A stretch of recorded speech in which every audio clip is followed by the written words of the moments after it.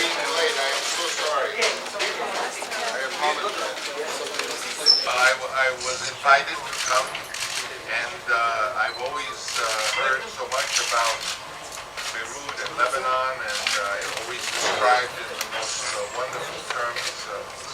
And so, and I was very aware. I realized there has been many conflicts and invasions, and I always thought of the city as the symbol of something beautiful in which people are living a wonderful life.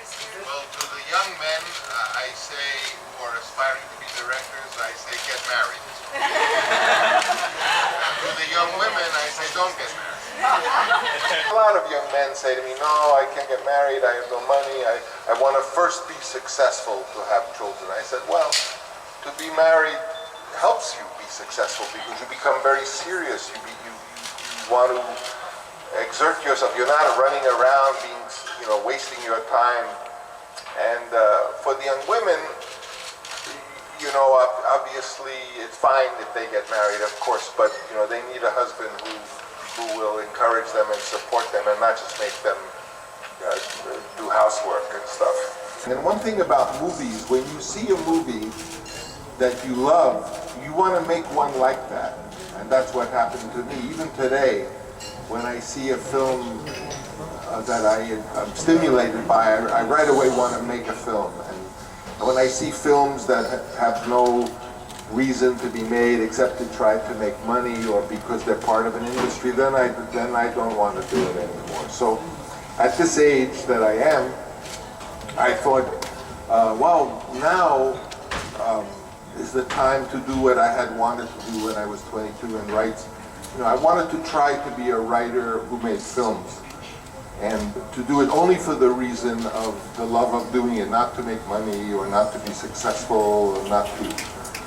And so with Tetro, I found that I was writing something about my family and my memories, and sometimes when you make a film, it's like asking a question about things, and then when you make the film, you understand better.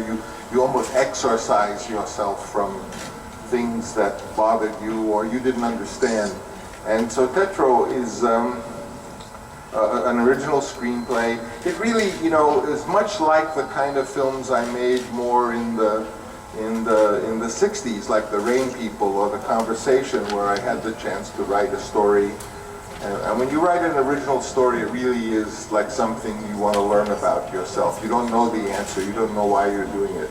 Tetro was about a family like mine, and it has an older brother like mine, and a father not like mine. My father was nice, but this father in Tetro is terrible.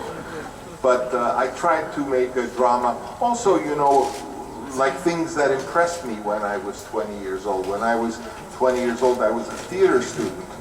And to me, Tennessee Williams and Elia Kazan and this tradition of American plays, and what was going on really impressed me, and I wanted to do things like that.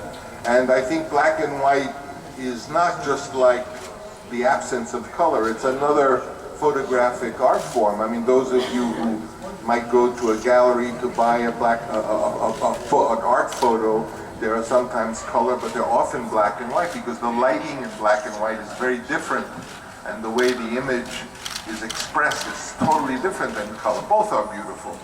And today there are so few films made in black and white. I felt for this story, for what I wanted to express and the emotion of it, I felt black and white was more appropriate. And I knew it was a financial disaster to do, My films are always flops. My films are always flops. They become thought of better years later. What could be, Apocalypse Now was the biggest flop of the time, but then little by little they said, oh, that's sort of interesting. And, the only film I made that wasn't a flop right away was The Godfather. The rest of them were all flops, but you can't be afraid of flops because sometimes the flop is really beautiful, and we want to make something beautiful.